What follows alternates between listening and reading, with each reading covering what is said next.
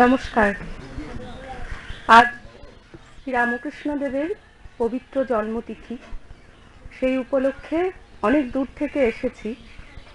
প্রথম যখন এখানে আসি এই আশ্রমে, তো অনেক ঘুরে ঘুরে, প্রথমবার চেনা নেই, জিজ্ঞেস করে করে এটা ওটা করতে করতে গ্রামের মধ্যে দিয়ে যখন ঢুকলাম, আশ্রমের কাছে পৌঁছলাম, বাঁদিকে দেখলাম স্কুল। আর তখন স্কুলের মাঠে, আজকে বৃষ্টি হচ্ছে, বাইরে বাচ্চারা নেই।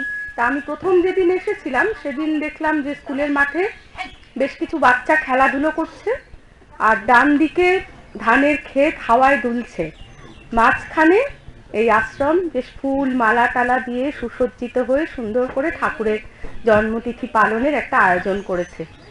অপূর্ব একটা বাতাবরণ, মানে চারদিকে প্রাণের স্পন্দন, মানে এক পাশে বাচ্চারা খেলছে, এক পাশে ধান, আর মাঝখানে এই ঠাকুরের পুজো। এত সুন্দর লেগেছিল, মন ভরে গিয়েছিল। তখনই ঠাকুরকে বলেছিলাম, ঠাকুর যদি সুযোগ হয় আবার আসবো।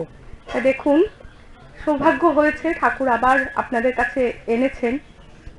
আসার সময় একটু কষ্ট হয়, অনেকটা দূর, বেশ 3-3.5 ঘন্টার মতো লেগে গেল। মানে আগের বার এসেছিলাম 1 বছর আগে, তবুও সেই গলি টলিগুলো আবার একটু ভুল হলো। তো যাই হোক, এসে পৌঁছেছি। আর আশ্রমে খুব সুন্দর একটা শ্রী, আর ঢুকে আরো ভালো লাগলো কি সব মায়েরা। অনেক, মানে সব সময় দেখি যে আমেরিকাতেও স্বামীজি যখন গেলেন, তাকে মায়েরাই বেশি সাহায্য করলেন, মায়েদের দিক থেকে সাড়াটা অনেক বেশি। আর সব মানে ঠাকুরের কাজ, যত কিছু ধর্ম টর্ম যাই বলুন, মেয়েরা ঘরের ভেতর থাকে, কিন্তু মেয়েরাই মেনলি প্রভাবিত করে। যে বউ যদি স্বামীকে বলে, তাই তুমি দাও না, ওটা দাও না, ওটা যাও না ওখানে, উনি অত করে বলছেন দেখো না, মানে তারা নেপথ্যে থেকে কলকাঠি নাড়লেই কিন্তু পুরুষ বেশি করে আরো সাহায্যের জন্য এগিয়ে আসে। জন্য ধর্ম বলুন, যে কোনো ধর্মভাব প্রচারে নারীর ভূমিকাটা খুব গুরুত্বপূর্ণ। আর মায়েরা তো ঘরে আমাদের ছেলে মেয়েদের মানুষ করেন, সুতরাং একটু দেখবেন। হ্যাঁ, ঠিক আছে। চেঁচা করছে।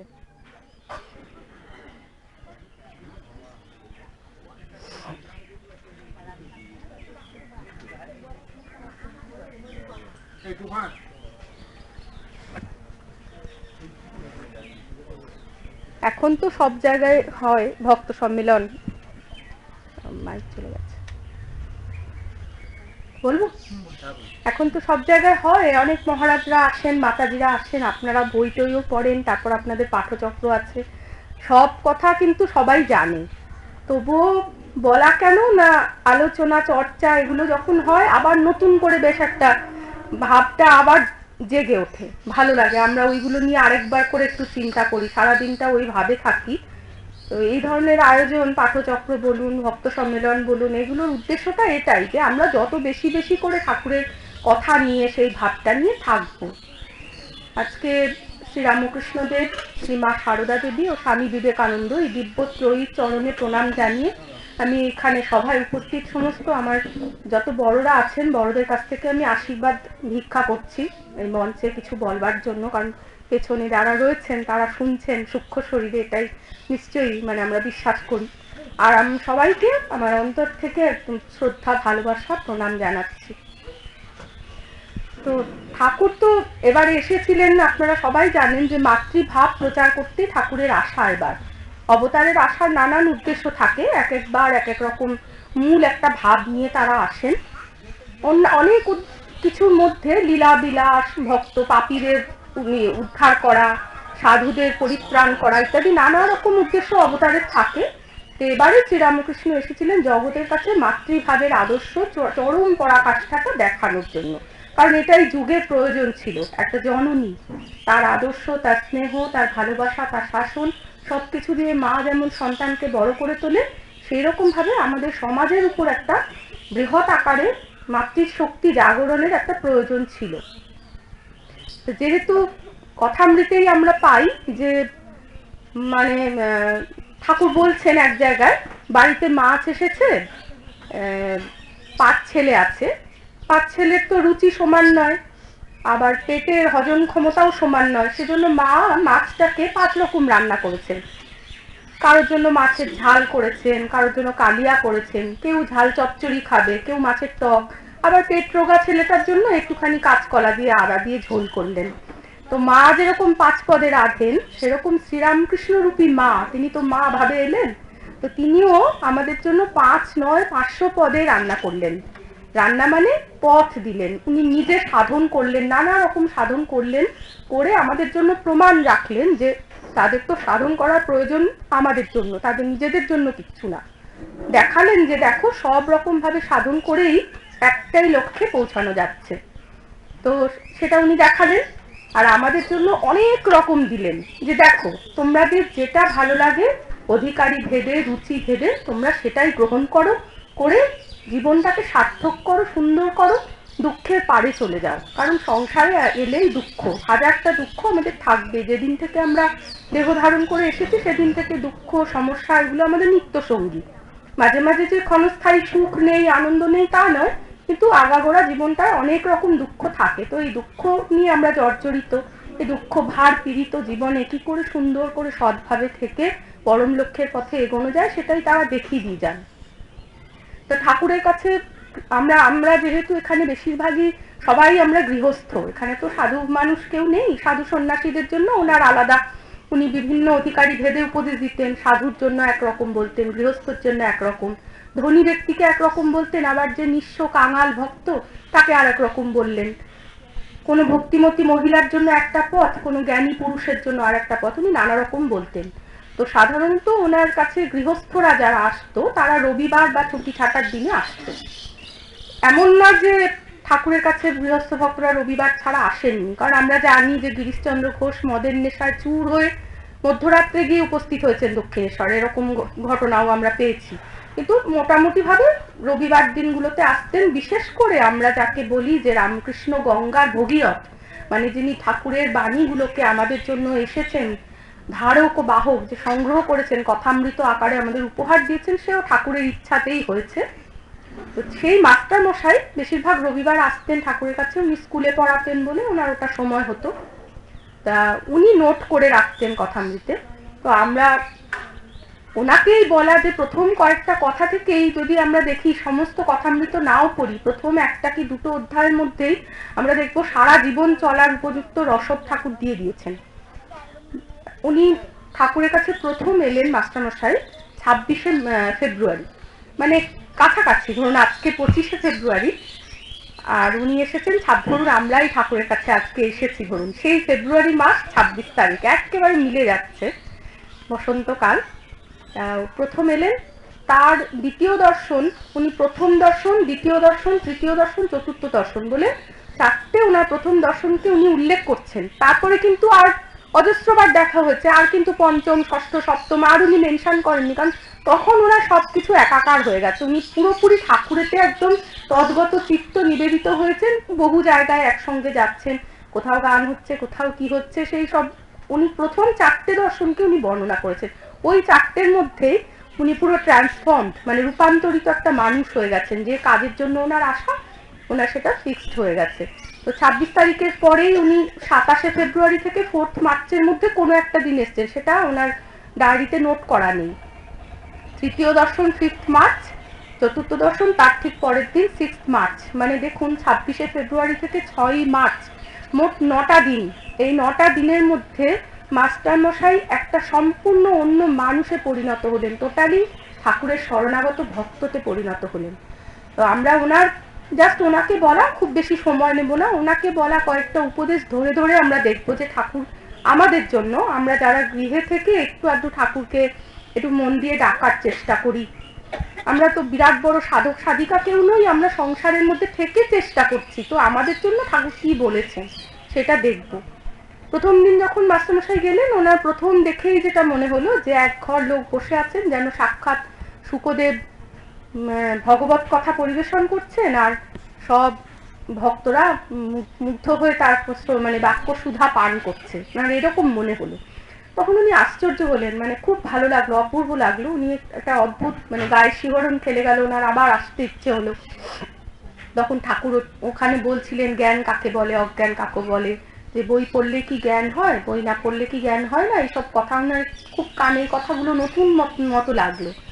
তো তারপরে আবার ঘুরে ফিরে সন্ধ্যেবেলা যখন উনি আসছেন, মন্দির টন্দির দেখে বাগান টাগান দেখে আবার ঢুকছেন, তখন সন্ধে হয় ঘরে ধুনো দেওয়া হয়েছে, আর ইতস্তত করছেন, দরজাটা ভেজানো, মানে একটা কার্টসি, যে ইংলিশ সভ্যতায় আমরা করি না, যে দরজায় টোকা দিয়ে মে আই কাম ইন বলে ঢোকা, উনি ঢুকতে পারছেন না, বা ইতস্তত করছেন। দরজার কাছে বৃন্দের ঝি দাঁড়িয়ে রয়েছে। ওকে জিজ্ঞেস করছেন, সাধুটি কি এখন ভিতরে আছেন? বলছেন হ্যাঁ, যাও না যাও। তখন বলছেন উনি কি সন্ধ্যা টন্ধা কিছু করেন? বললে না, সেরকম কিছু না। হ্যাঁ, উনি খুব বই পড়েন না? তখন বৃন্দে বলছে না, আর বই টই সব ওর মুখে। মানে একটা সাংঘাতিক জ্ঞানের কথা বলে দিলেন বৃন্দে। অনেক বছর ধরে ওখানে আছে, ঠাকুরকে দেখছে যে এর মুখ দিয়ে বেদ বেদান্ত বেরোচ্ছে, বড় বড় আচ্ছা আচ্ছা পণ্ডিতরা এসে শুনছে, দেখছে, ঠাকুরের কাছে আসছেন। কোনোদিন তো বই পড়তে দেখেননি উনি। না, ওর সব মুখে। তখন মাস্টারমশাই একটু অবাক হচ্ছে যে বই না পড়ে এরকম জ্ঞান সম্ভব। তো দেখুন, মানে অন্য একটা গল্প এই প্রসঙ্গে, যেহেতু অবতারদের জ্ঞান স্বয়ংসিদ্ধ, তারা জন্মের পর থেকে জ্ঞান নিয়েই তারা আসেন, তাদের সবটাই যেন একটা চাপা দেওয়া ফোয়ারার মতন, মানে একটা সময় হঠাৎ করে বেরিয়ে এলো, লোকে দেখতে পেলো, জানতে পেলো, অবাক হলো। সেই উদাহরণটা হয়তো মানে সেই ক্ষেত্রে খাটবে না, কিন্তু বই না পড়ে যে জ্ঞান হয়, এবং সেটা অনেক বই পড়া জ্ঞানের থেকে অনেক বেশি অনুভবী জ্ঞান, সেটা হয়। আমরা শঙ্করাচার্যের, জানি না আপনারা জানেন কিনা, একজন শিষ্যের কথা আমি পেয়েছি। ও অতটা বুদ্ধিমান ছিল না, অন্য শিষ্যরা খুব মানে জ্ঞান বিজ্ঞান এতে শঙ্করাচার্যের খুব সমঝদার।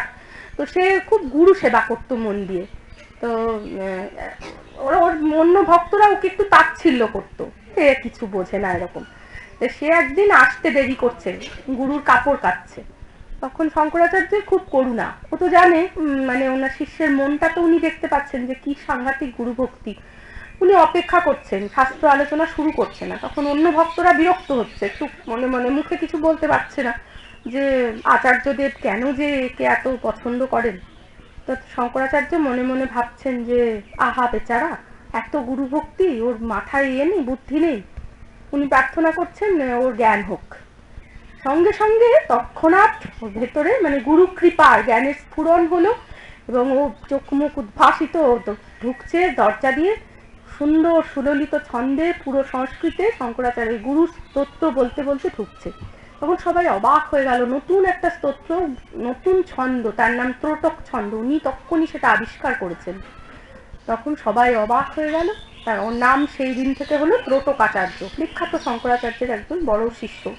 তাই এরকম গুরু কৃপার জ্ঞান হওয়া সম্ভব। ঠাকুর তো সোজাসুজি মাকে বলতেন, মা বেদ বেদান্তে কি আছে আমাকে জানিয়ে দে, বলতেন মা আমাকে সব জানিয়ে দিয়েছেন, এবং যখন যেটা প্রয়োজন ওনার মুখে জ্ঞানের রাস ঠেলে দিতেন মা।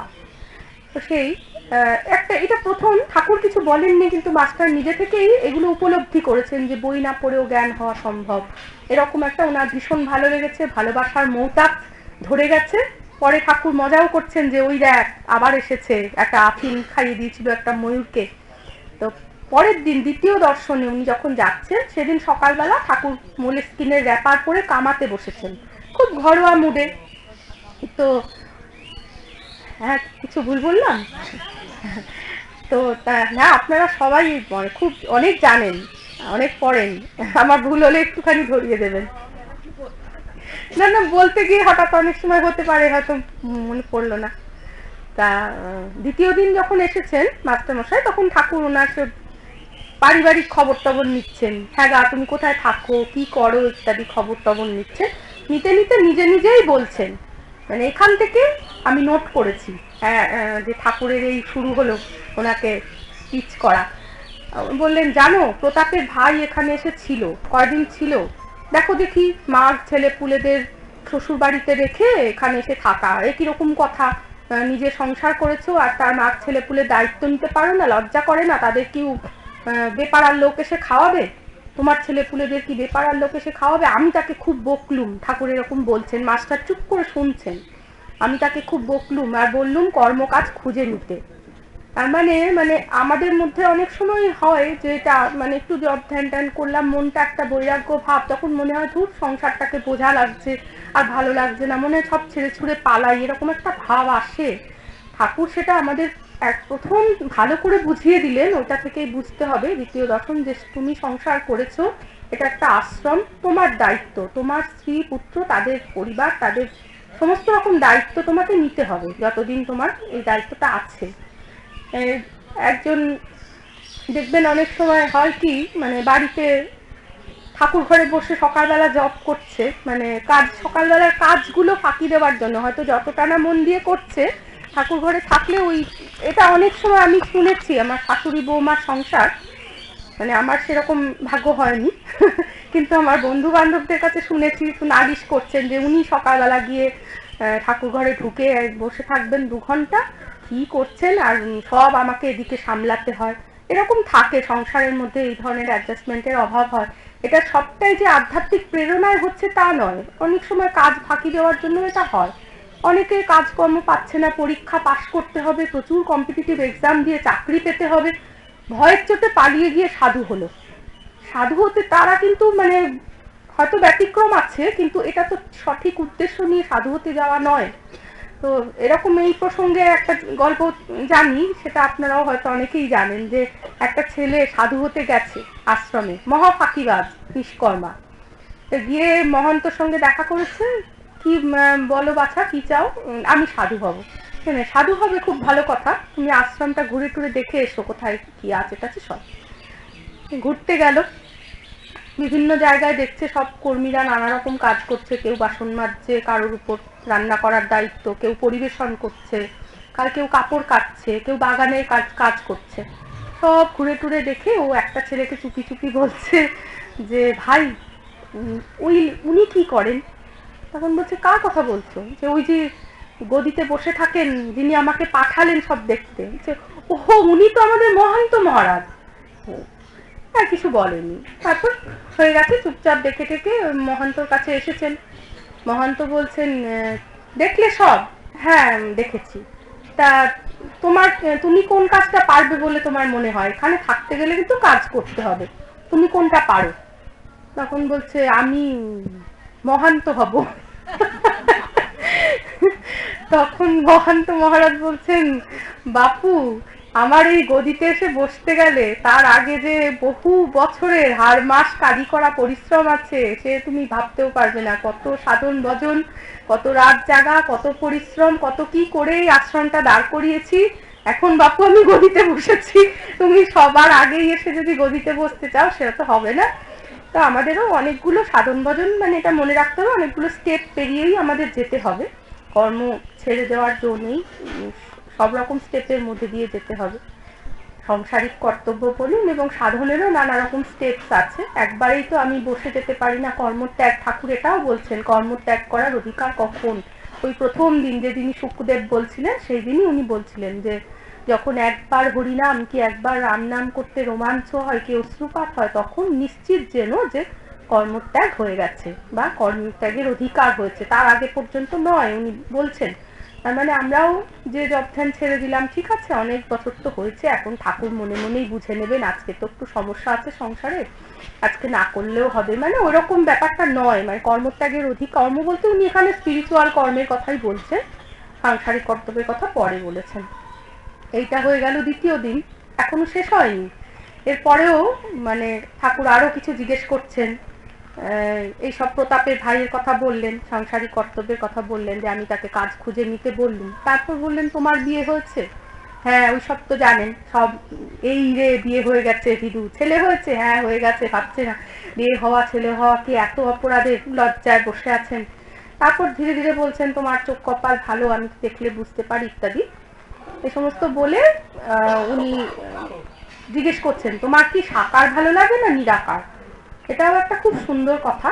তখন মাস্টার অবাক হয়ে গেলেন, মানে যারা রামকৃষ্ণ ভাবের মধ্যে না এসেছে, মানে এটা আপনারা বাইরের বিভিন্ন অন্য ধর্মের লোকের সঙ্গে যদি কথা বলেন, মানে এটা যে কত বড় কথা, যত মেশা যায় তত বোঝা যায়, এমনিতে চট করে বোঝা যায় না। আমরা যে ব্যাপারটা ধারণা করতে পারি, আমরা বহু বছর ধরে হয়তো মহারাজদের সঙ্গ করেছি বা বইপত্র পড়েছি রামকৃষ্ণ সাহিত্য, সেই জন্য আমরা জানি যে তিনি বলেছেন যে ঈশ্বর সাকার নিরাকার আরো কত কি, তারও পারে। এই যে হতে পারেন এই ব্যাপারটা, মানে অন্য ধর্মের লোকেরা ফিলই করতে পারে না, ওরা ভাবতেও পারে না। এটা একটা খুব খুব বড় কথা, মানে ঠাকুরের একটা বিশাল উদার ভাব, মানে ঈশ্বর সম্পর্কে ইতি করা যায় না। সকলেই কিন্তু সমস্ত ধর্মমতে ভীষণ রকম ইতি করে ফেলে ঠাকুরকে, যে এইটাই এইভাবেই উনি শুধুমাত্র হবে, এইভাবেই মুক্তি পাওয়া যাবে। এই ব্যাপারটা ঠাকুরের লিমিটটা ভেঙে দিয়েছেন। তখন মাস্টার বলছে, মানে যেন আমাদের মনেরই সংশয়, যে সাকার হলে সাকারই হবেন, নিরাকার হলে নিরাকারই হবেন, একটাই জিনিস অ্যাট এ টাইম তো একটাই হওয়া সম্ভব, দুটোই কি হওয়া সম্ভব? দুধ যদি সাদা হয় সাদাই হবে, দুধ সাদা, তাহলে দুধ কি আবার কালো হবে? উনি এভাবে প্রশ্ন করছেন। দুটো তো হতে পারে না, কিন্তু এটাই হচ্ছে তফাৎ। এটা জাগতিক ব্যাপার নয়, এটা আধ্যাত্মিক ব্যাপার। এখানে সব সম্ভব। এখানে সাকার, উনি একই সঙ্গে সাকার হতে পারেন, সাকার প্রেমী ভক্তদের জন্য, যে সাকার মানে না তার জন্য নিরাকার হতে পারে। যে কোনো কিছু থামের মধ্যে থেকে উনি প্রকট হলেন, মানে উনি জলের স্থলে সর্বত্র, যে উচ্চ বেদান্তের কথা ওটা ঠাকুর বললেন, মানে আমরা যেন ইতি না করি। হয়ে গেল নাকি? এই একটা বললেন। তারপরে মাস্টারমশাই এবার মূর্তি পুজোর কথা চলছে, একটু ফাঁকা পেয়ে ওনাকে বেশ নানা রকম প্রশ্ন করে নিচ্ছেন, যে এই যে মানুষ মাটির প্রতিমা পুজো করে, এটা কি ঠিক? তখন ঠাকুর বলছেন, মাটি কেন গো? খুব সহজ ভাবে বলছেন, চিন্ময়ী প্রতিমা। চিন্ময়ী ব্যাপারটা উনি ধরতে পারছেন না। তখন বলছে না ওরা মানে, তখন ঠাকুর আবার একটু ভেঙে বলছেন, দেখো তারা যে তাকেই ডাকছে তিনি তো বুঝতে পারেন, তিনি তো অন্তর্যামী, যে হোক না মাটির প্রতিমা, তিনি তো জানেন সে আমাকেই ডাকছে, তাতেই ওতেই তিনি সন্তুষ্ট হবেন। তখন মাস্টারমশাই, তাহলে তো একটু বুঝিয়ে দেওয়া উচিত যে তোমরা মাটির প্রতিমাকে পুজো করছো না, তোমরা সেই সচ্চিদানন্দ, সেই শক্তিকেই পুজো করছো ইত্যাদি, মানে তাদের ভালো করে বোঝানো উচিত মাটিকে উদ্দেশ্য করে তোমরা কাকে পুজো করছো। তখন ঠাকুর বলছেন, এই তোমাদের একটা খারাপ জিনিস, যে খালি লেকচার দিতে চাওয়া, মানে আপনাকে কে বোঝায় তার ঠিক নেই, তুমি লোককে বোঝানোর কে? যিনি সূর্যচন্দ্র করেছেন, বাপ মা মনে স্নেহ করেছেন, সমস্ত কিছু পৃথিবীর সৃষ্টি করেছেন, তিনি বোঝাবেন। তোমার তো বোঝাতে যাওয়ার কোনো দরকার নেই, তুমি দেখো না তোমার নিজের যাতে জ্ঞান বৈরাগ্য ভক্তি হয়। তো যাই হোক, ঠাকুর আমাকে ক্ষমা করবেন না, আমি এখানে কিন্তু জ্ঞান দিতে আসিনি, জাস্ট আলোচনা করা হয়। ঠাকুর যদি পেছন থেকে বলেন, এই তুই কি করছিস, তুই তত দূর থেকে এখানে এসে জ্ঞান দিচ্ছিস, লোককে বোঝাচ্ছিস। সুতরাং ঠাকুরকে আগেই বলে রাখি, আমি কিন্তু সেই সব করতে আসিনি, জাস্ট আলোচনা। আপনারা সবাই সবটা জানেন, আরেকবার একটু বলা। তো তা উনি ওটা বললেন যে তোমার বোঝানোর কোনো দরকার নেই। এটা একটা খুব বড় কথা। আমরা অনেক সময় লেকচার দিতে যাই বা লোককে বোঝাতে যাই যেখানে প্রয়োজন নেই, অপাত্রে কাউকে বলতে নেই। কেউ যদি খুব মানে আগ্রহী, সিনসিয়ার ভাবে কোনো প্রশ্ন করে, সে সত্যি জানতে চাইছে, তখনই আমাদের ক্ষমতা থাকলে যেটুকু জানি সেটুকু তাকে বলা উচিত, অযাচিত কখনো বলতে নেই। এটা প্রসঙ্গেও একটা ভালো গল্প শুনে আমার খুব মনে লেগেছিল গল্পটা। যে ওটা জানেন কি আপনারা, একটা বাদর শীতে কাঁপছে, গাছতলায় বসে ঠকঠক করে কাঁপছে। বাদর তো কোনোদিন ঘর বাড়ি বানায় না, গাছের ডালে ডালে থাকে। তো ওপরে গাছের ওপর চড়াই পাখি বাসা করেছে, সুন্দর করে বাসায় চড়াই পাখি বেশ ছানাপোনা নিয়ে গরম ওমে আরামে রয়েছে, ঠান্ডা হাওয়া পাচ্ছে না। তো বাদরটা ঠকঠক করে কাঁপছে দেখেও কষ্ট হয়েছে। চড়াই মা বলছে, দাদা দাদা তুমি এত ঠান্ডায় কষ্ট পাচ্ছ, তুমি আমার মতন বাড়ি বানিয়ে থাকতে পারো না? তুমি তো এত বড় বড় হাত দিয়েছে ভগবান, একটু বাড়ি বানালেই তো পারো। আমি তো এত ছোট্ট, দেখো ছোটে করে কাঠ কুটি এনে জোগাড় করে করে কত কষ্ট করে বাসা করেছি, দেখো না কেমন সুন্দর বাচ্চা কাচ্চা নিয়ে আরামে রয়েছি। তোমার এত বড় শরীরটা, তুমি তো বাসা বানিয়ে নিতে পারো না? বাদর প্রথমে কিছু বলেনি, 2-3 বার বলল, দাদা দাদা তুমি ঠান্ডায় কত কষ্ট পাচ্ছ, ইস তোমাকে দেখে কষ্ট হচ্ছে। 2-3 বার বলার পর বাদর বলে, আরে তোরা তুই বেশি পটর পটর, গাছের উপর একলাপে উঠে বাসাটা মুচড়ে ভেঙে ওর বাকি গলা মুচড়ে সব ছুটে টুড়ে।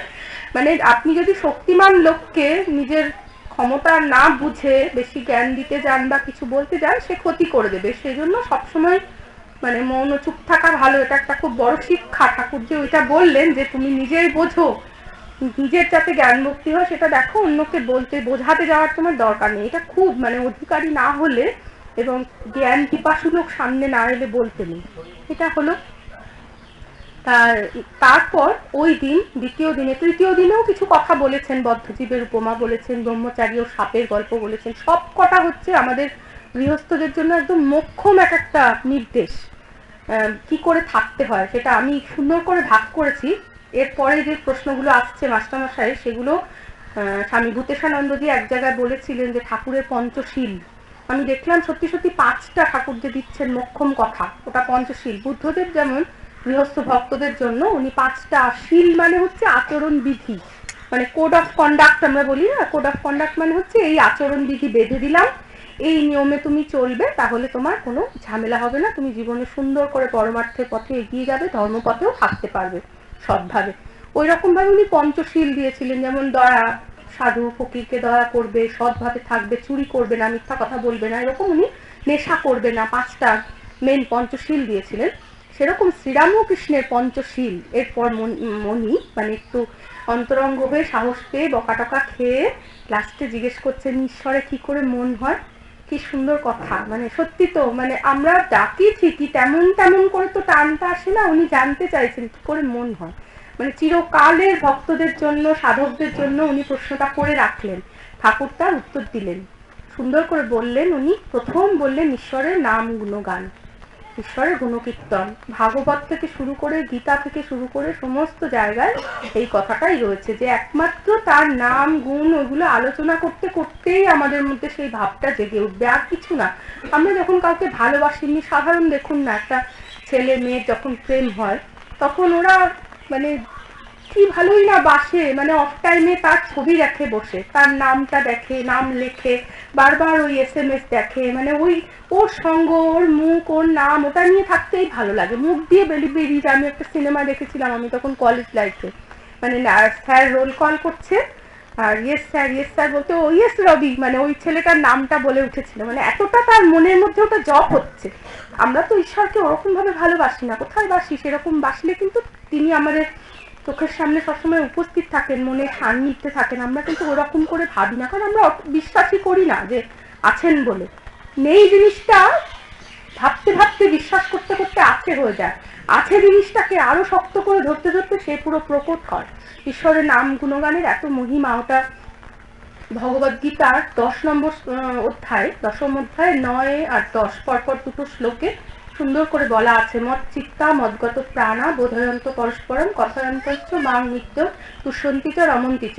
তাদের উনি বলছেন দদামি বুদ্ধি যোগম তং মে ও মাম উপযান্তিতে, যারা আমাতে মন প্রাণ, মদ চিত্তা মদগত প্রাণা মানে চিত্ত এবং প্রাণ দুটোই যারা আমাকে সমর্পণ করেছেন, সম্পূর্ণভাবে আমাকে নিবিষ্ট, খুব প্রীতি ভরে খুব আনন্দ করে তারা সব সময় নিজেদের মধ্যে আমার সম্পর্কে আলোচনা করেন, আমাকে নিয়ে বলতে থাকেন।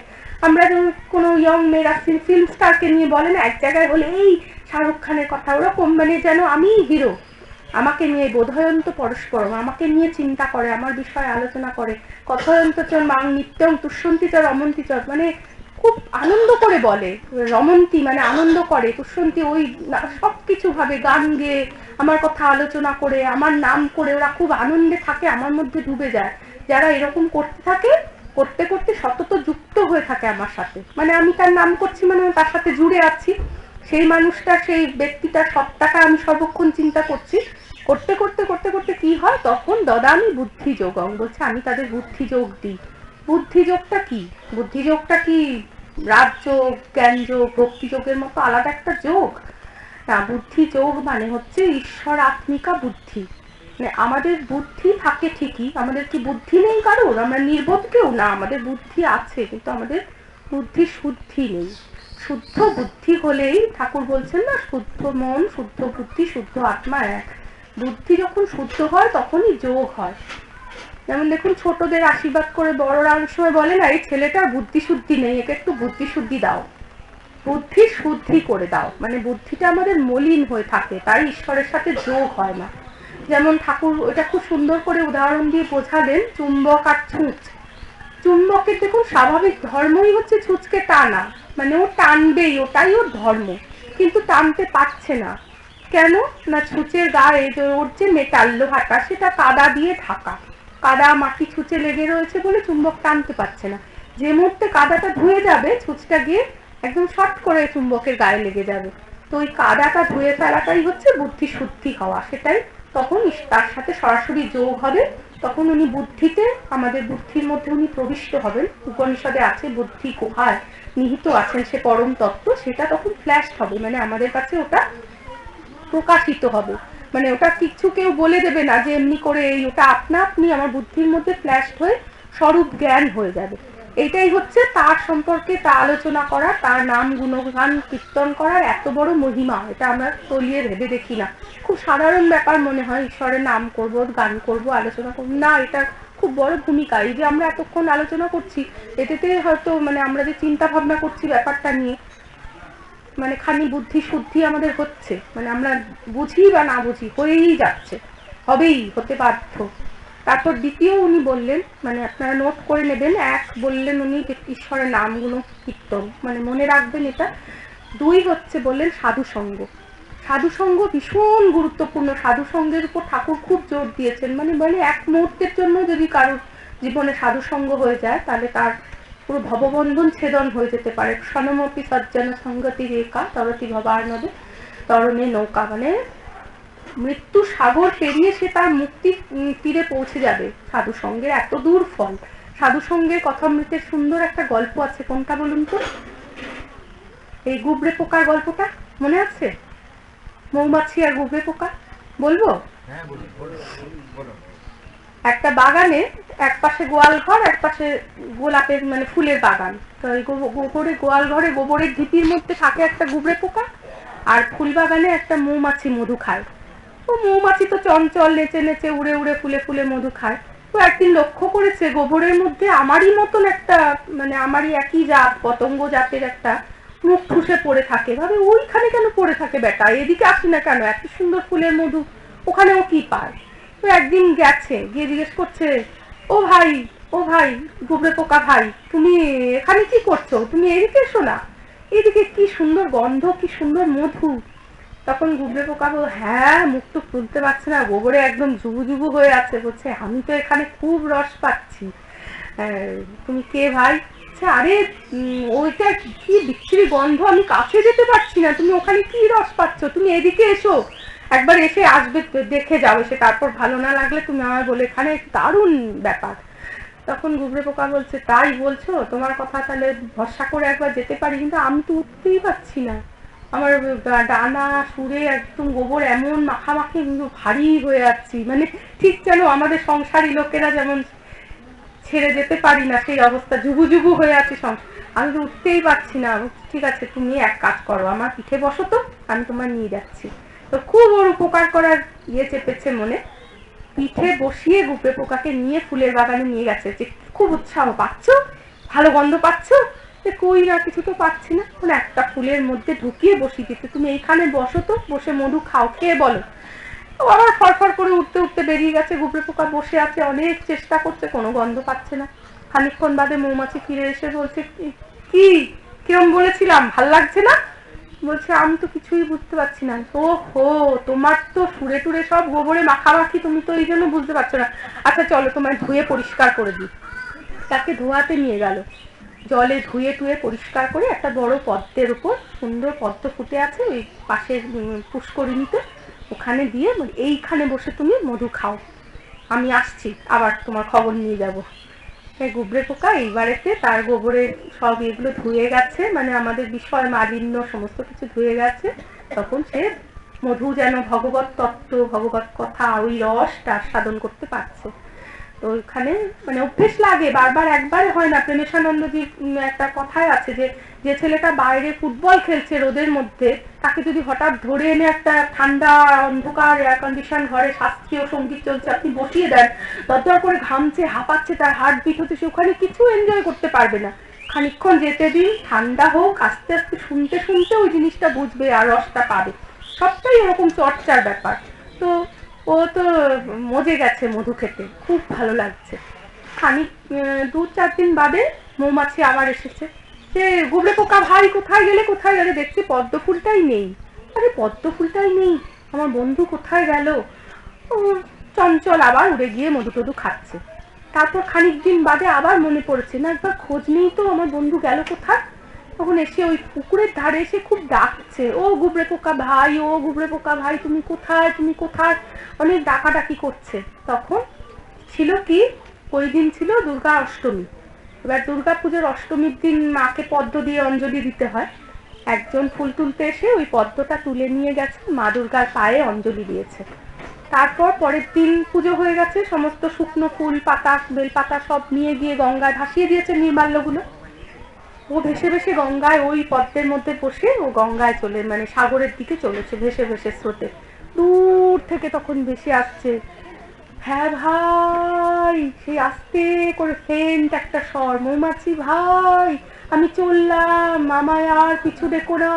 ও মৌমাছির ঊর্ধ্বশ্বাসে শব্দ শুনতে পেয়ে উড়ে উড়ে উড়ে উড়ে ছুটে গেছে সেই শুকনো পদ্মটার কাছে।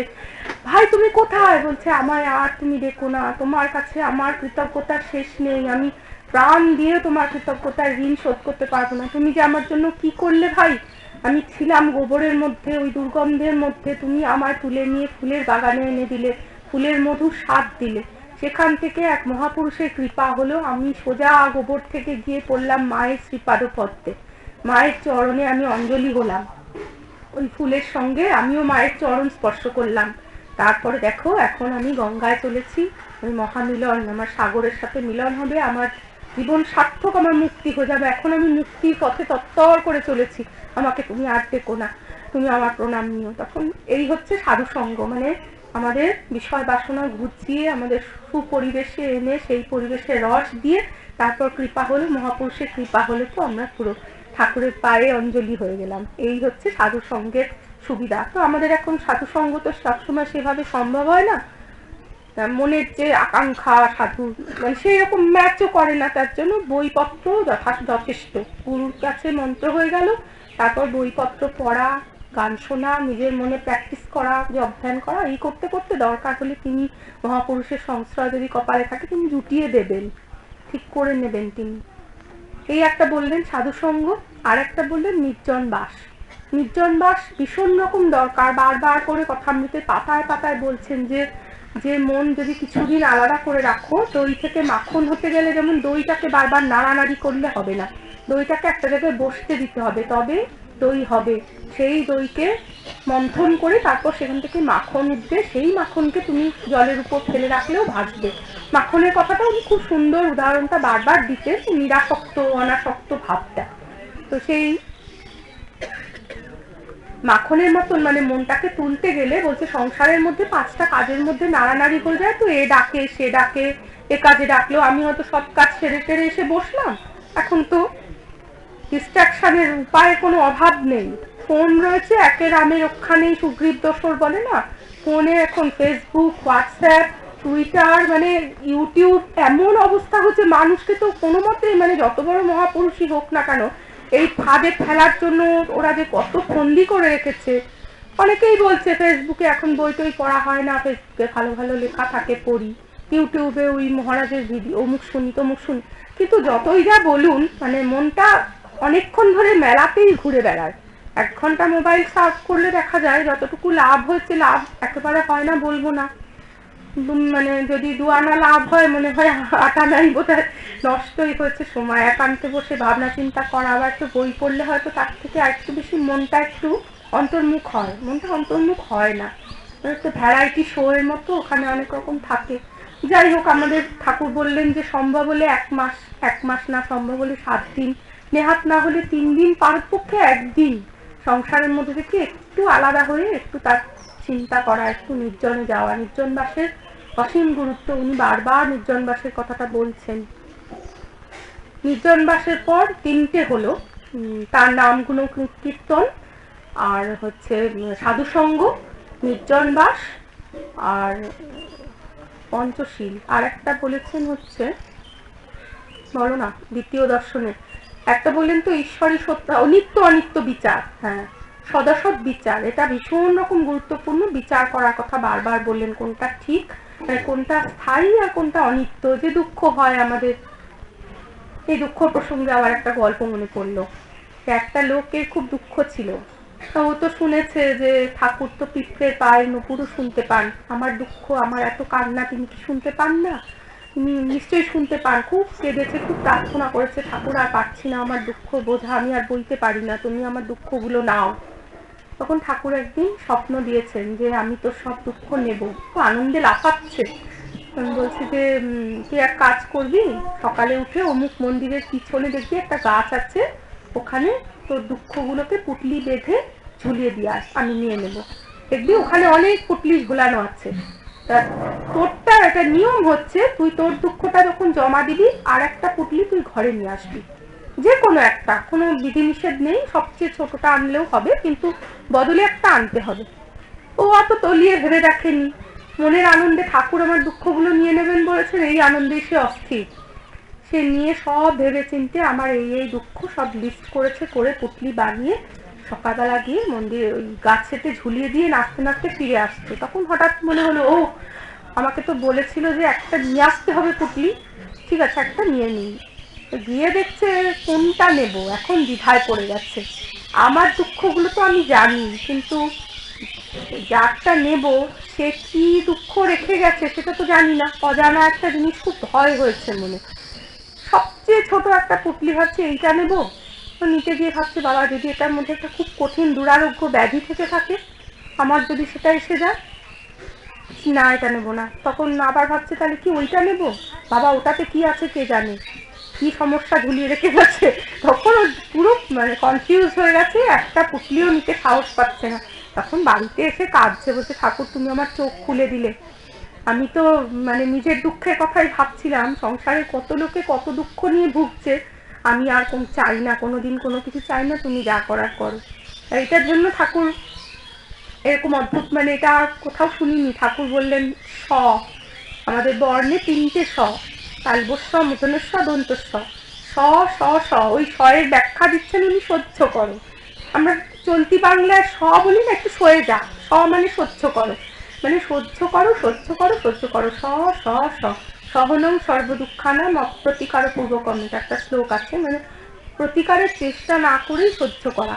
চেষ্টা করেও কোনো লাভ নেই, কারণ দেখুন আমরা প্রকৃতিতে যে শীত আসে, শীতকাল যতই চেঁচামেচি করি, উফ বাবা এবারে শীতটাও যা পড়েছে, যাইও না, বিরক্ত হই, যাই কিছু বলি না কেন, ও আমাদের যতদিন শীত থাকবে ভুগতেই হবে, যতদিন বৃষ্টি পড়বে ভুগতেই হবে, কোনো মতে বৃষ্টি বন্ধ করতে পারবো আমাদের চেষ্টায় কিছু হবে না। যতদিন গরম জ্বালা পোড়া করে দিল, কি গরম পড়েছে বাবা আর পারি না, কিন্তু ভুগেই যেতে হবে, যেটা হওয়ার হবে, বেকার লাফালাফি করে কোনো লাভ নেই, সহ্য করতে হবে শান্তভাবে, আর তাকে প্রার্থনা জানাতে হবে, যে নির্দেশ দেওয়া যাবে না যে তুমি আমার এই দুঃখটা নিয়ে নাও, তিনি কিভাবে কি ম্যানেজ করবেন সেটা তিনি জানেন, শুধু আমরা জানাবো যেন সইতে পারি, তুমি দিয়েছো দুঃখ, সেটা তুমি সইবার শক্তিও দাও, তাহলে তিনি একটা কিছু ম্যাজিক করবেন। সেটা কি করবেন, কিভাবে কি করবেন সেটা তিনিই জানেন, তার আলাদা সব কায়দা আছে। তো এটা উনি বললেন নিত্য অনিত্য বিচার, সবসময় বিচার করতে হয় যে এই দুঃখটা হয়েছে, আচ্ছা আজকে এই 25শে ফেব্রুয়ারি আজকের দিনে আমার এই মন খারাপ হয়েছে, এই লোকটা আমাকে এরকম বাজে কথা বলেছে, অপমান করেছে, আমি লিখে রাখলাম। এই 25শে ফেব্রুয়ারি 2018 সালে এই দিনে আমার কি হয়েছিল আমার মনে আছে কি, আমি শত চেষ্টা করেও মনে করতে পারবো না।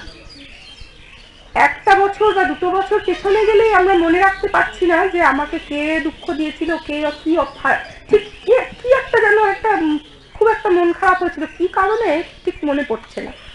মানে খুব কম লোকই আছে যে প্রতিটা দিনে দুঃখ যন্ত্রণা অপমানের হিসাব করে রাখে, আমাদের আসে আবার যায় মেঘের মতোই।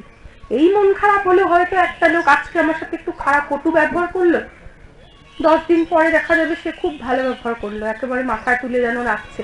মানুষের মন, শরীর, ব্যবহার, তার সমস্ত কিছু, তার সুখ দুঃখ মান অপমান প্রত্যেকটা জিনিসই ঋতু বদলানোর মতো বদলাচ্ছে, সুতরাং আমাদের একটু সহ্য করা, ওইটুকুনি ঠাকুরের কাছ থেকে আমরা শিখবো, নেব আমাদের জীবনে। আর 5 নম্বর যেটা উনি বললেন সেটাও খুব সুন্দর, সেটা বললেন এক ঈশ্বরই সত্য, বাকি সব মিথ্যা, দুদিনের, এটা জেনে রেখো। ঈশ্বর সত্য এটা জেনে খুব মন দিয়ে সংসারে সব কাজ করবে, সবাইকে ভালোবাসবে, দেখাবে যেন তারা তোমার কত আপনার, স্ত্রী পুত্র পরিবার সন্তান সকলে তোমার কত আপনার, কিন্তু মনে জানবে এক ঈশ্বর বই কেউ আপনার নয়, এটা কিছুতেই আমাদের বিশ্বাস হয় না। আপনারা যতই এখন মাথা নাড়ুন আমরা কেউ বিশ্বাস করতে পারি না, ঠাকুর জানতেন, ওই জন্য একটা অসাধারণ মার কাটারি গল্প বলেছেন, ওই গল্পটা তো আর কোথাও পাই না আমি, অন্য এত বই পড়েছি, ওই গল্পটা কোথাও যে আছে, ঠাকুরের সব কথাই শাস্ত্রে আছে, কিন্তু ওটা পাইনি কোথাও। বলছেন একটা ছেলেকে মন্ত্র দিয়েছেন একটা লোককে গুরুদেব, তা ও খুব বলে যে সংসার ভাল লাগে না, খুব উড়ু উড়ু মন, মানে একদিন চলে যাই আপনার সাথে গুরুদেব, যাবি তো চলে আয় না বেরিয়া, কি করে যাই, সংসারে আমার ছেলে আছে, বউ আছে, এই আছে, ওরা আমাকে এত ভালোবাসে, আমি একদিন দেরি করে ফিরলে বউ না খেয়ে বসে থাকে, ভাত আগলে আমি যাবো তবে খাবে। আর ছেলে মেয়েগুলো বাপ বলতে অজ্ঞান, ওদের ফেলে চোখের জলে ভাসিয়ে আমি কোথায় যাব? দেখুন, ঠাকুরই কিন্তু এক জায়গায় বলেছেন যে বউ ছেলে মেয়ে ফেলে সংসারে কর্তব্য অবহেলা না করা। এটা একটা অন্য উদাহরণ দেখাচ্ছেন যে সংসারের ভালোবাসাটা কি, সেই অবস্থাটা আলাদা, মানে এই দুটোর সাথে মেলাবেন না। সেটা তখন উনি বলছেন যে তুই সত্যি বলছিস, তোর এই কথাটা আমি মানতে পারলাম না, তোকে সবাই খুব ভালোবাসে? বলছেন হ্যাঁ। না, কেউ ভালোবাসে না রে, কেউ, তুই চলে গেলে কেউ দুদিন কাঁদবে, তারপর তোর খোঁজও করবে না। বলছে না, হতে পারে না। মনে মনে ভাবছে গুরুদেব ছোটকালে সংসার ছেড়ে বেরিয়ে এসছেন, উনি বোঝেন না, উনি বিয়ে থা করেননি, উনি সংসারের মায়া কি বুঝবেন, কত ভালোবাসে আমার বউ আমাকে, উনি ভাবতেই পারছেন না।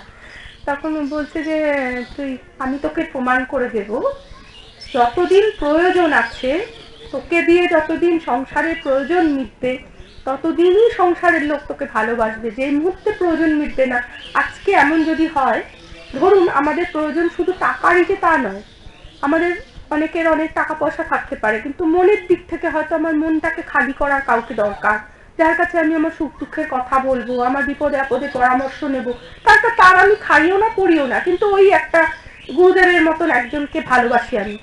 সে যদি আমার সাথে কথা বলা বন্ধ করে দেয়, কোনো কারণে কোনো রোগ হয় বা তার মৃত্যু হয়, অনেকদিন ওই জায়গাটা আমার কাছে, ওই দরজাটা বন্ধ হয়ে গেল, আস্তে আস্তে আস্তে আস্তে করে আমি অন্য একটা কিছু খুঁজে নেব, আমি ওখানে আর যাব না। মানুষ কিন্তু কোনো না কোনো ভাবে কোথাও একটা গেলে, আমি ওইখানে গেলে আমি দুদণ্ড বসে আমি শান্তি পাই, ওই বাড়িটা আমার আছে। সে যদি তীর্থে চলে গেল, কোথাও থাকলো না, আমি তখন অন্য কিছু খুঁজে নেব, না এ তো নেই, এ তো এখন এখানে থাকে না। আপনার কোনো একটা প্রয়োজন সিদ্ধ হবে, তবেই আপনার ভালোবাসাটা আসবে। যেখানে কোনো লেনদেন নেই, সংসারের সম্পর্ক সেখানে থাকে না, কোনো না কোনো ভাবে লেনদেন থাকতেই হবে। ওই জন্য মরা মানুষকে আমরা 2 মিনিটও রাখি না, কারণ তার ভেতরে প্রাণটা বেরিয়ে গেছে, যে শক্তি দিয়ে সে কথা বলছিল, আমাদের সাহায্য করছিল, ভালোবাসছিল, দুটো মিষ্টি মধুর কথা অন্তত তার কাছ থেকে পাচ্ছিলাম, সেটাও চলে গেল। এখন তার দেহটা একটা মাংসপিণ্ড ছাড়া কিছু না, সেটা পচে যাবে, সেটা হয় পুড়িয়ে দাও, জলে ভাসিয়ে দাও, গোড় দাও, যা করো। তো সেটা বোঝানোর জন্য গুরুদেব ওকে বললেন যে সংসারের ভালোবাসাটা শুধুই প্রয়োজন কেন্দ্রিক, যে তুই এই ওষুধটা নিয়ে যা, এটা খাবি, খেলে তুই মরবি না, কিন্তু তুই অবশের মতো হয়ে যাবি, লোকে দেখে বাইরে থেকে তোকে মনে করবে তুই মরে গেছিস, কিন্তু তুই সব শুনতে পাবি, তুই শুধু খেয়ে দেখ। না, খেয়ে কিছু হবে না তো? না, কিচ্ছু হবে না, আমাকে তুই বিশ্বাস নেই, আমি দিচ্ছি, তুই খেয়ে দেখ। তো ওই ওষুধটা নিয়ে গিয়ে রাত্রিবেলা খেয়ে শুয়ে পড়েছে। পরদিন সকালবেলা একদম শরীর ঠান্ডা, হাত পা গুলো বিচ্ছিরি ভাবে একদম বেঁকে চুড়ে গেছে। সকালবেলা ওকে বউ তো দেখে একদম চমকে উঠেছে, গায়ে হাত দিয়ে দেখছে, ঠেলা দিচ্ছে, সাড়া দিচ্ছে না, হাত পা বেঁকে গেছে, কান্না, মানে মরা কান্না পড়ে গেছে। ও গো আমার কি হলো গো, তোমরা কোথায় আছো, এসে গো। ওই ছেলে মেয়েদের ডাকছে, ওরে খোকা কি তোরা, হায়রে তোদের বাবা মশাই আর নেই। ছেলে মেয়ে এসে বাবা বাবা গায়ের উপর আছড়ে পড়ে কাছে, খুব কান্নাকাটি, অনেকক্ষণ হলো, পাড়ার লোক জড়ো হলো। এবার লোকজন বললো যে বৌদি তো মানে বডি বের করতে হবে, তখন আর অমুক দা নেই, তখন বডি, মানে তখন তার আর প্রাণ নেই, তো বার করতে হবে। তখন বললো ঠিক আছে বার করো। খুব কান্নাকাটি, চোখে জল টল মুছছে, তা বার করতে গিয়ে দেখছে গ্রামের বাড়ি, মাটির ঘর, ছোট্ট দরজা, এমন ভাবে শরীরটা, মানে গুরুদেবেরই এটা কৌশল, ওষুধটা এমন ছিল, এমন হয়ে গেছে, একটা হাত এইখানে, একটা হাত ওখানে, পাটা এরকম এরকম, মানে বিচিত্র ভাবে বেঁকে গেছে শরীরটা, দরজা দিয়ে বের করা যাচ্ছে না সোজা। তখন বলছে যে বৌদি তো দরজা দিয়ে বডি তো বেরোচ্ছে না, কি করি? তখন বলছে না, কিছু তো একটা করতেই হবে, দরজা দিয়ে না বেরোলে কি করবেন আপনারা? বলছে না বৌদি, দরজা কাটতে হবে, দরজা না কেটে বের করা যাবে না, ওনার হাত পা এমন ভাবে শক্ত হয়ে গেছে না, মোড়াই যাচ্ছে না। তখন বলছে যে না না না না, দরজা কাটতেন না, আমি তো, ওনার তো যা হওয়ার হয়ে গেল, উনি তো আমাদের শোকের সাগরে ভাসিয়ে দিয়ে চলেই গেলেন, আমি এখন অনাথ, আমি কোথা থেকে পাবো? এই দরজা কেটে ফেললে বানাবো কি করে? কে আমায় নতুন দরজা করার খরচা দেবে? তাহলে কি হবে? একটু উপায় তো বলুন, গন্ধ ছাড়ছে, বের করতে হবে। আপনারা ওনার হাত পা কেটে দিন,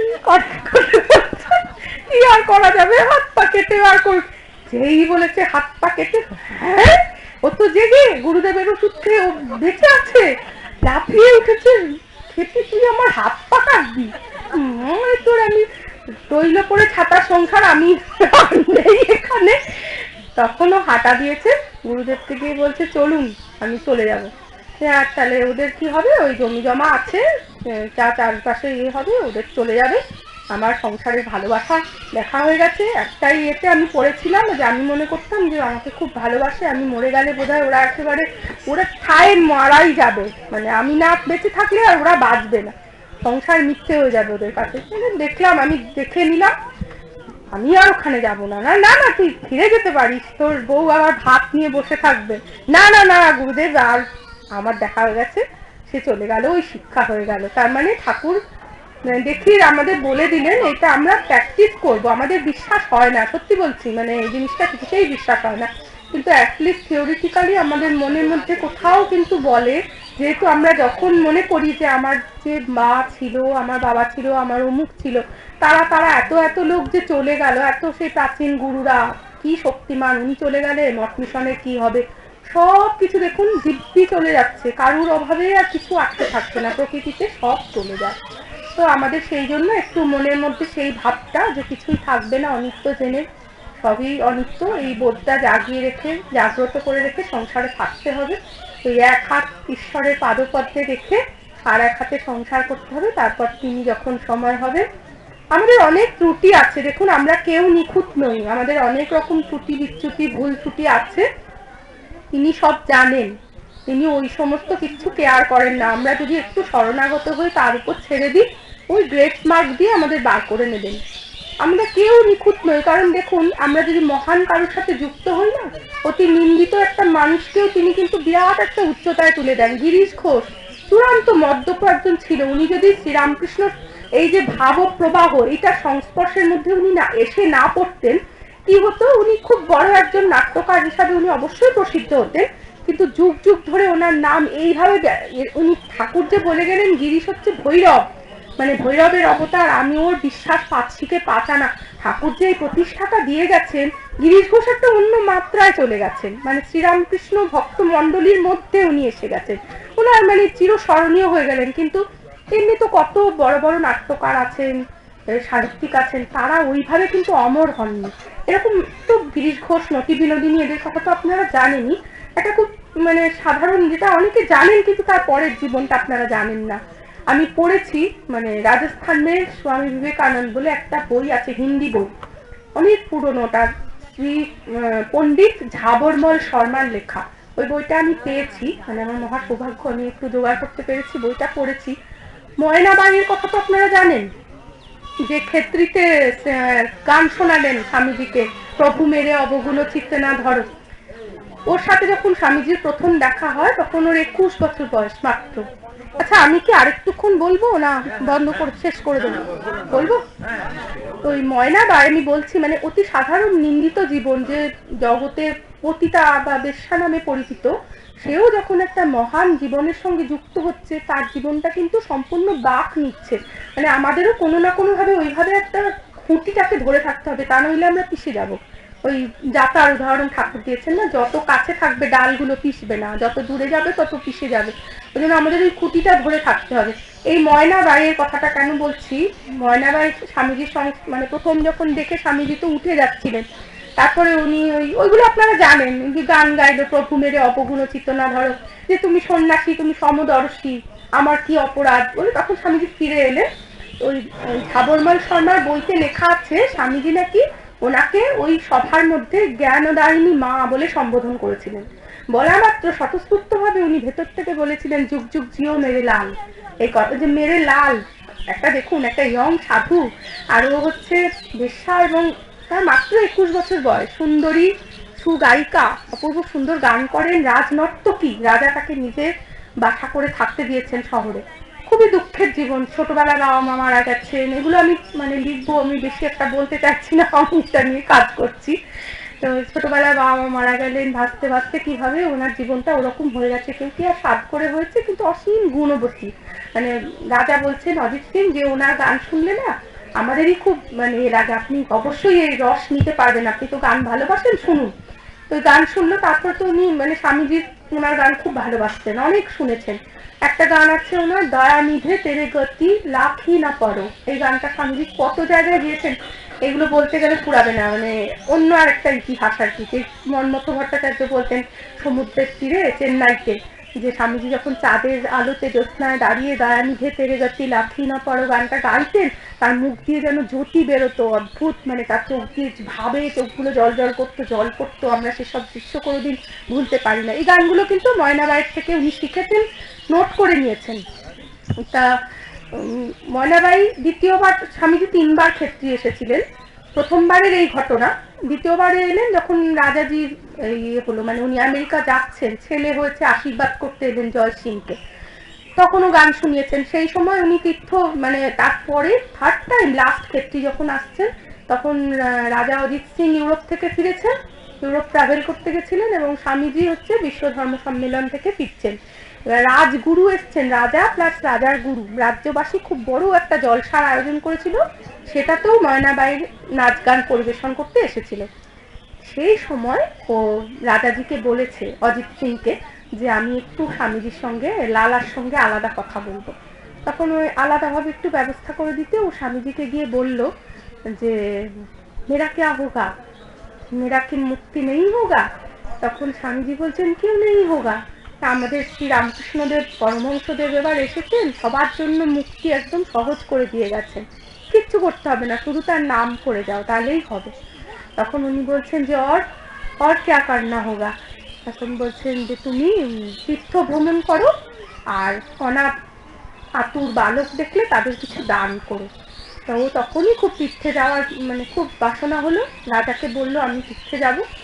রাজা মানে ছুটি তো দিলেনই, খুব ভালো ছিলেন অজিত সিং, ভক্ত, উনি ছুটি দিলেন, প্লাস ওনাদের মানে টাকা পয়সাও জোগাড় করে দিলেন তীর্থ ভ্রমণ করতে। ওরা তীর্থে ঘুরতে গিয়েছিল, বৃন্দাবন মথুরা হয়ে ঘুরতে ঘুরতে যখন নৈনিতে পৌঁছালো, তখন দেখবেন স্বামীজিকে যে রূপ দেখিয়াছি, নিবেদিতার যে বই আছে তাতে লিখছেন নিবেদিতা, যে আমরা যখন নৈনি সরোবরের কাছে একটি মন্দিরে যাই, তখন দেখি 2 বাইজিকে পূজারত দেখিলাম, এ কথাটা আছে। ওই হচ্ছে তারা, ওই ময়নাবাই আর তার জুনিয়র ওর কাছে তালিম নিয়েছে, সে ভামরি বাই, এরা দুজন পুজো করছে। তখন তারা স্বামীজিকে দেখে অনেক খুঁজে খুঁজে খুঁজে খুঁজে ওখানে এসেছে, ওরা জানতে পেরেছে স্বামীজি এসছে, এসে লালা লালা বলে খুব কথা বলছে।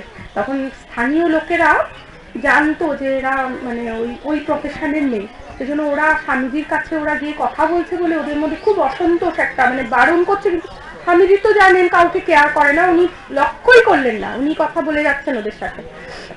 এই ঘটনাটা একদম শেষের দিকে বলছি, কেন এই কথাটা বলার উদ্দেশ্যটা কি, একদম শেষে ময়নাবাই যখন 1901 সালে রাজা অজিত সিং ঘোড়ার পিঠ থেকে পড়ে গিয়ে হঠাৎ করে মারা গেলেন দুর্ঘটনায়, তারপর 1902-তে মারা গেলেন স্বামীজি। পরপর মানে দুটো দুর্ঘটনাতে ময়নাবাইয়ের মন এত খারাপ হয়ে গেছিল, উনি কাউকে কিছু না বলে পুরো নিরুদ্দেশ হয়ে গেলেন। অনেকদিন কেউ কোনো খোঁজ পায়নি। তা অনেকদিন পরে রাজস্থানের খুব প্রাচীন লোকেরা বলে যে ময়নাবাইকে ভিখারিনীর বেশে বৃন্দাবনের পথে পথে গান গেয়ে ভিক্ষা করতে দেখেছে। তো ওইটাই সম্পদ, ঈশ্বর ওকে ওই গুণটুকুই দিয়েছেন, ও গান ভারী সুন্দর, ওর গানের গলা, সেই গলা সেই সুর দিয়ে ও ভজন গিয়ে ভিক্ষা করে, সেই ভিক্ষার পয়সায় ও 8-10টা ছেলেকে পালন করছে। দেখুন স্বামীজির প্র্যাকটিক্যাল বেদান্ত, ওই যে বললেন তীর্থ ভ্রমণ করবে আর অনাথ বালকদের ইয়ে করবে, সেইটা অক্ষরে অক্ষরে পালন করছে। কিভাবে ওর জীবনটা কোথায় চলে গেল, সেই বাচ্চাগুলো ওকে বলে দেবী মা। দেখুন একটা মেয়ের ভেতরে তো চিরন্তন একটা মাতৃত্ব থাকে, সে বেশ্যা হোক আর যাই হোক। স্বামীজি ওই যে আমেরিকার সিস্টার্স অ্যান্ড ব্রাদার্স বলেছিলেন, 3 মিনিট ধরে সবাই হাততালি দিয়েছিল। তখন স্বামীজির জীবনীতে লিখছে যে এর আগে কি কেউ সিস্টার্স অ্যান্ড ব্রাদার্স বলেনি, না অনেকেই বলেছে। বিশেষ করে সেই অনুষ্ঠানটা, অধিবেশনটা হচ্ছে বিশ্ব ভ্রাতৃত্ব বোধের একটা মহাসম্মেলন, অনেকেই ওই সম্বোধনটা করেছে, কিন্তু এত ক্ল্যাপ কেউ পায়নি। স্বামীজিকে এত কেন, মানে একেবারে অন্তর থেকে সবার উচ্ছ্বাস, কারণ স্বামীজি যে কথাটা বলছে ওটা কোনো কথার কথা না, ওটা ওনার অন্তরের ভেতর থেকে, ওনার ওই বোধটা হচ্ছে যে এরা আমার ভাই বোন, মানে অন্য দেশে আছে কিন্তু আমরা সেই এক, সকলে সেই ঈশ্বরের সন্তান, ওই বোধ। যে কেউ যদি একটা কথা খুব ভিতর থেকে বিশ্বাস করে বলে, তার একটা আলাদা জোর হয়। তো সেইটার জন্য ওই যে ওনাকে মা বলেছিল, যে একটা সন্ন্যাসী, আমি একটা বেশ আমাকে মা বলেছে, ওইটা ওনার মধ্যে একটা মাতৃত্বের ফোয়ারা খুলে দিয়েছে। ওই তখনই বলেছে যুগ যুগ জিও মেরে লালা, সত্যি মানে তার আশীর্বাদই সার্থক, স্বামীজি যুগ যুগ বেঁচে আছেন, আর যতদিন বেঁচে থাকবে ময়নাবাইকেও কেউ ভুলবে না। তো সেই ময়নাবাই বৃন্দাবনে তো ওরকম ভাবে একটা অনাথ আশ্রম করলো, তারপরে চালাতে পারছে না, যখন ছেলে মেয়ে বেড়ে গেছে তখন ওই ভামরিকে ডেকে নিল ক্ষেত্রী থেকে, যে তুই আয় আমরা দুজনে মিলে করি। ওরা এগুলো সব মানে নতুন তথ্য, এগুলো ওরা চালাচ্ছিল। তারপর খুব যখন বুড়ো হয়ে গেল, অসুস্থ হয়ে গেল, তখন ভামরি লিখেছে যে আমি ময়নাকে গিয়ে আবার ক্ষেত্রীতে ও পুরোনো জায়গায় রেখে এলাম রাজস্থানে। এবারে রাজস্থানে প্রাচীন লোকেরা বলছে যে যে গলিতে, যেখানে ওই কঠি বাড়ি ছিল, সন্ধ্যা হলেই ঠুমরি গজল এসবের আওয়াজ আসতো ভেসে, সেখান থেকে কৃষ্ণের ভজন আসতে শুরু করলো। সন্ধ্যাবেলা আতরের গন্ধ ভাসতো, সেখান থেকে ধূপের খুশবু আসতে শুরু করলো। আর শ্রীরামকৃষ্ণ, সারদা আর স্বামীজির পট বসিয়ে ময়না পুজো করতো রীতিমতো, আর মেতে থাকতো, বিভোর হয়ে থাকতো, ঠিক নটি বিনোদিনীর মতো। দেখুন, তারপরে একদম শেষে ওর মুখ দিয়ে নাকি বেরিয়েছে 3টে কথা। আমি এইটা জানি না মানে কি করে কে কালেক্ট করেছে, 3টে কথাও বলেছে মরার আগে। আমি তরিৎ বন্দ্যোপাধ্যায়ের একটা লেখায় পেয়েছি স্বামীজির সান্নিধ্যে। ও বলছেন, আমার কোনো ভয় নেই, আমার কোনো আকাঙ্ক্ষা নেই, আমার কোনো দুঃখ নেই। কি মারাত্মক 3টে কথা আপনি দেখুন। আমার কোনো ভয় নেই মানে উপনিষদের বাণী। ভয় মানে দূর করা, ভয় হচ্ছে চিরন্তন ভয়, আমাদের মৃত্যু ভয়, আমাদের রিপু ভয়, শোকে ভয়, ভয় দূর করা হচ্ছে উপনিষদের প্রধান বাণী অভিহ। স্বামীজি বারবার বলতেন। সে বললো আমার ভয় নেই, আমার কোনো আকাঙ্ক্ষা নেই মানে বাসনা নেই। শ্রীমা বললেন নির্বাসনা হলে এক্ষুনি মুক্তি, তাহলে যার আকাঙ্ক্ষা নেই সে তো মুক্ত হয়ে গেল। লাস্ট বলছেন আমার কোনো দুঃখ নেই। কে বলতে পারে যে আমার দুঃখ নেই? যে আনন্দ মানে শাশ্বত আনন্দের সন্ধান পেয়েছে। কারণ দুঃখের, আমরা বলি না দুঃখের তিমিরও রাত্রির ওপারেই হচ্ছে আনন্দের ভূমি, মানে যার দুঃখ নেই সে তো আনন্দের ভূমিতে পা রেখেছে, স্পর্শ করেছে। তাহলে তার সে কোথায় চলে গেল? কোথায়? ওই গুবরে পোকার মতোই হলো না যে সেখান থেকে সেখানে চলে গেল? মহাপুরুষের একটা সংস্পর্শ জীবনটাকে বদলে দিল। তো আমরা যদি এরকম ভাবে মানে মনের মধ্যে ঈশ্বরকে একদম খুঁটির মতো ধরে থাকতে পারি, আমরা যে কোথা থেকে কোথায় চলে যাব কেউ জানে না। সেই বিশ্বাসটুকু নিয়ে আমি আজকে বলা শেষ করছি। আর ঠাকুমা স্বামীজি সবার জীবনে ভালো করুক।